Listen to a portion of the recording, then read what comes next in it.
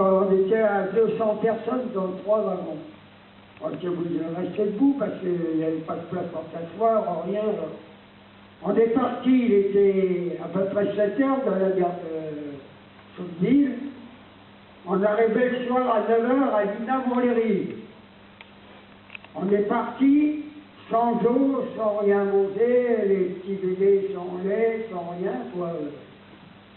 Bon, on arrive à la gare de Bretigny-sur-Orge. Ce qu'on voit, et alors ils ouvrent les portes, on voit des cordons de, bon, toujours le même, la volaille qui était là, quoi. Alors, gendarmes, policiers. Alors il y avait beaucoup de vieux dedans, et il y avait beaucoup d'enfants aussi.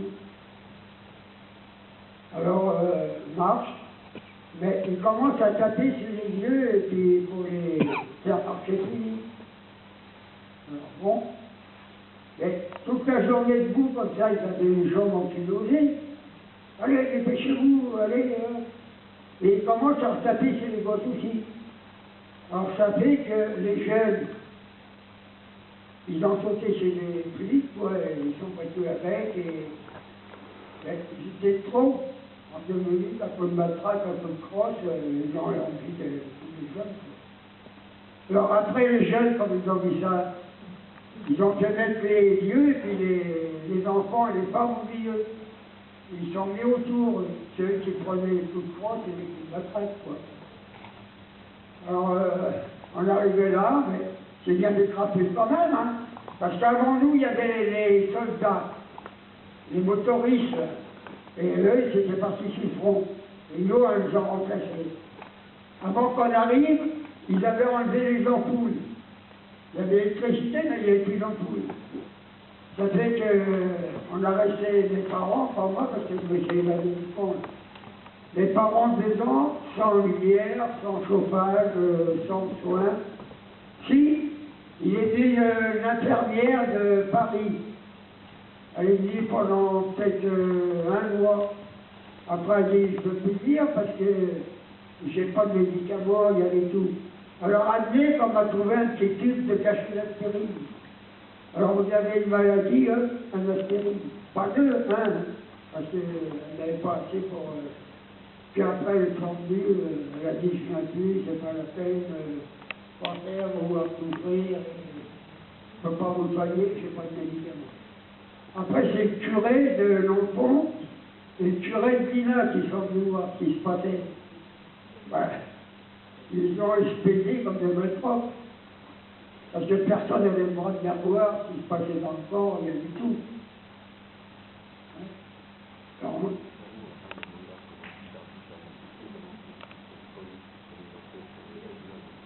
ben, ça c'est après la guerre. En 52.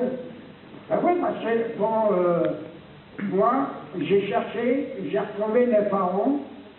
Je me suis évadé 2 fois, mes parents. Hein.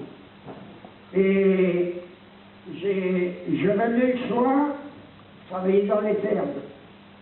Et comme, bon, pendant la guerre, avec des sous, vous trouvez à manger. On marchait noir. On travaillait du matin au soir dans les champs. Et quand j'avais assez d'argent, j'achetais à manger. Et par où je m'avais évadé, je revenais le soir. Par la journée, j'aurais été pris, mais à la nuit, je rentrais dans la baraque de mes parents. Je leur donnais à manger, je restais la nuit avec eux. Le matin, ils en décollaient. Bon, ça durait un moment, puis bon... Alors de là,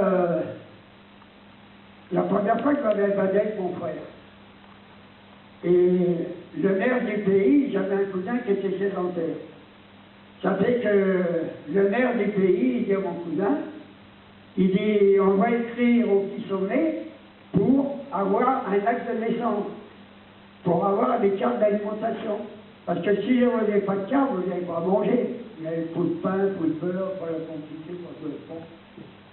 Alors, le maire, il a écrit où je suis né, moi, avec Dieu, et mon frère à la vie, auprès de Paris. On a attendu, puis un beau matin, ben, à la place passait pour les demander, quoi, qu'on voit arriver les gendarmes à 6 heures du matin.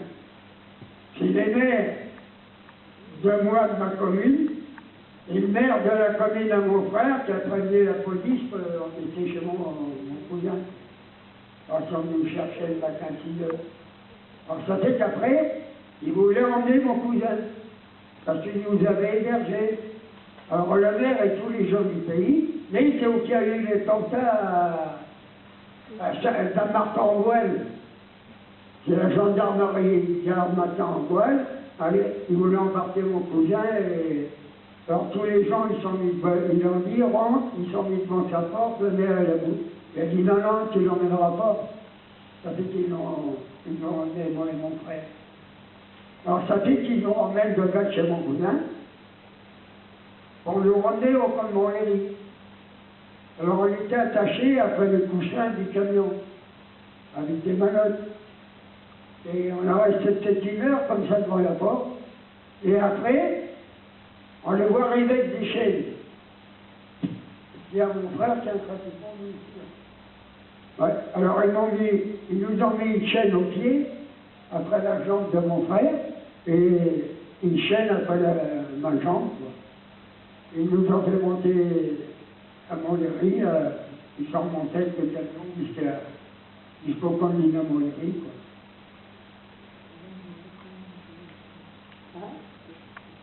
Oh.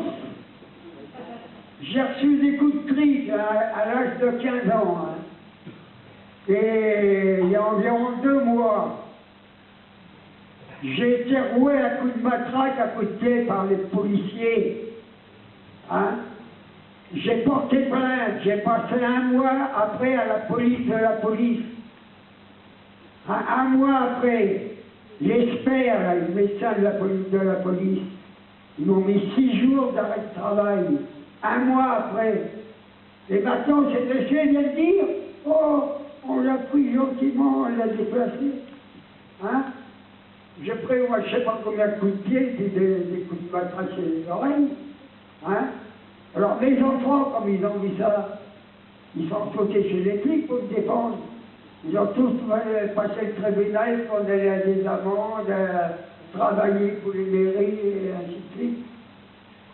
Hein? Et ils viennent m'attaquer chez moi et c'est moi qui attends encore. Hein? Vous savez pourquoi ça? Parce que j'ai pris un livre. Hein? Et je leur dis toutes les vérités. Et dans mon livre, je dis c'est ici qui repasse. Et c'est vrai. Alors ils m'en veulent. Ils disent oh, ils nous insultent. J'insulte pas, je dis la vérité. Hein? Alors ils ne me veulent pas que ça. Hein? Parce que dans mon livre, j'ai un livre, j'en ai même appelé des livres. Ceux qui n'en veulent, quand on vend. Comme ça, il gagne un peu de sous. Pas grand-chose. Ouais, ça me mange un petit bout de pain, quoi. Et ça paye un peu, des fois, des déplacements, que, bon.